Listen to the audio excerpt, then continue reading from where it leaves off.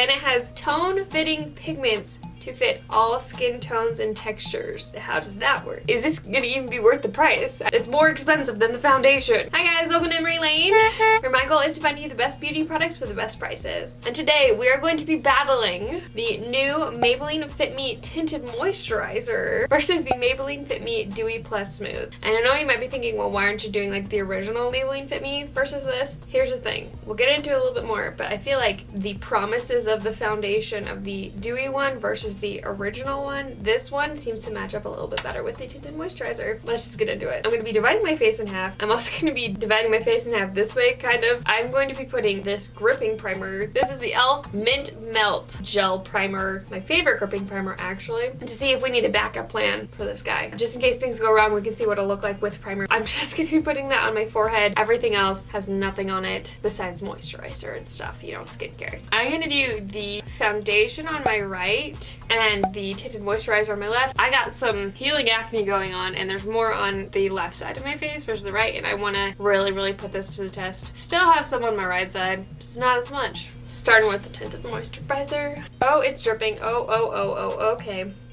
Not squeezing it all. It's just coming out on its own. Okay, just doing that, I guess.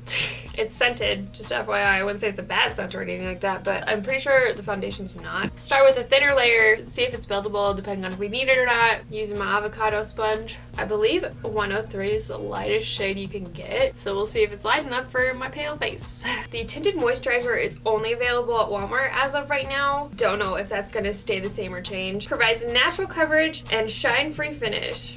It's kind of having a hard time blending out. Like, you see that, right? If I go in with my hand, maybe that'll help a little bit, warm it up a little bit more. This formula enhances the skin without hiding it, blurs pores, and conceals imperfections. It's created from 76% natural ingredients with aloe. It has 12 hours of hydration. It is a lightweight and fresh feel. And it has tone-fitting pigments to fit all skin tones and textures. How does that work? And it retails for $7.98. Yeah, it definitely has a harder time blending out with a sponge. Just give directions on how to apply it. I didn't even look. Apply with fingers or a foundation brush. If I need another layer, I'll use a brush, see what happens, which I'm pretty sure I'll want another layer. Yeah, you can see, covered up the redness a little bit, but I want more, and I want to see if I can get more. If I can't get more, that's fine. This is supposed to be a tinted moisturizer, not a foundation, I get it. But I want to see if I can get more. Took the lid off upside down this time.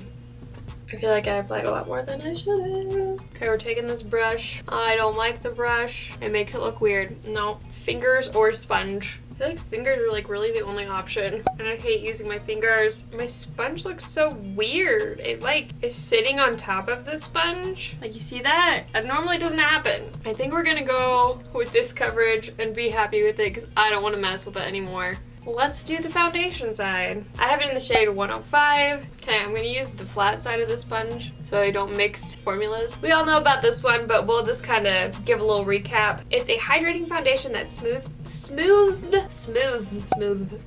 you know what I'm saying, skin texture with SPF 18 to achieve a natural radiant finish. It's available at basically all drugstores, and it retails for $7.99 at Ulta, so there's only 1 cent difference at Ulta at least. I wonder if it's cheaper anywhere else. Oh, it's cheaper. Hold on. At Target, it's $5.39. Walmart, it's $4.99. Is this gonna even be worth the price? I mean, yes, I know it's only $8, but it's, depending on where you get it, almost double than the foundation. It's more expensive than the foundation. That's crazy. Okay, so my redness is still poking through on the tinted moisturizer side, which makes sense. Most of the time, this doesn't really get covered up because it's like a little too dark for a tinted moisturizer. Both sides are kind of grabbing onto the little tiny dry patches on my healing acne, which kind of surprises me because they're supposed to be really moisturizing. I feel like the glow factor is about the same though. Can you see that? Like on my cheeks, I feel like it's the best way to see it. You can see it the most. See, this is why I wanted to do the Dewy Plus Smooth versus the original, was because of that glow factor. I do have combination skin, whatever it feels like really. Sometimes I can get oily, sometimes I'm just super dry, sometimes it's nothing. So we'll see what happens. I'm gonna put on the rest of my makeup and we'll go from there.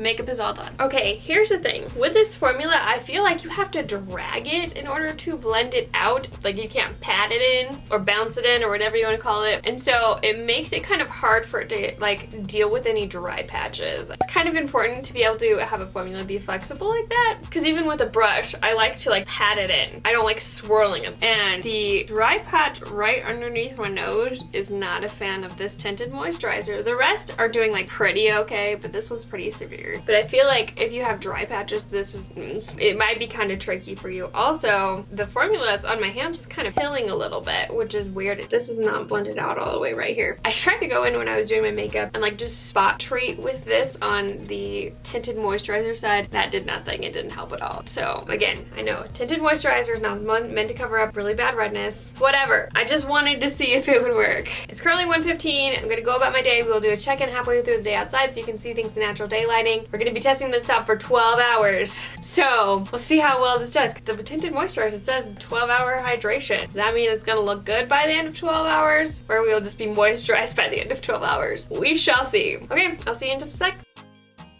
Okay, it's about 7:30. It's echoey in here, sorry. So we're a little bit past halfway. Some interesting things have happened. It started to oxidize right here. I don't know if you can tell. On the tinted moisturizer side, I look like I have facial hair. I haven't had a foundation or any type of like face makeup oxidize in forever on me. So you know, that's kind of lame. It's not on this side, it's just on this side. Also, this guy right here is really starting to come out with like the dry patches. So is this. It could look worse, but we're not at the best point right now. The dewy side is looking decent. I would say it looks pretty much the same except for this right here. The redness is coming through and that's it, which isn't the worst thing ever. So far, I'm having a little bit more faith in the dewy side, but we'll see if this gets worse. I'll see you in a second.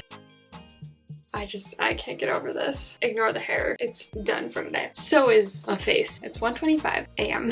It's been about 12 hours. Things kind of look like a mess. A lot more on one side versus the other. Can you guess which side? You guessed the tinted side. Congratulations, you were correct. So besides oxidizing and my bronzer getting really weird right here, it must have gotten really oily right here. Things started like separating and also kind of pilling right here, especially really started breaking up. Primer didn't really help this not just completely fade away. You can see there's like bronzer and then my skin and then my hairline on both sides, which it wasn't a mattifying primer. It was just like a gripping one. The purpose of using the primer, I wanted to see if it just needed a longevity thing or if it was like oil that was the issue. The dry patches are so bad. And then my nose is just so oily. And there's actually a lot more broken up from oiliness on this side than there is on the dewy side, which is shocking because, you know, this is supposed to be for all skin types. Foundation is supposed to be more for a combination to dry skin. I feel like it actually handled, minus the zit right here that's just really struggling. It handled the oiliness decently.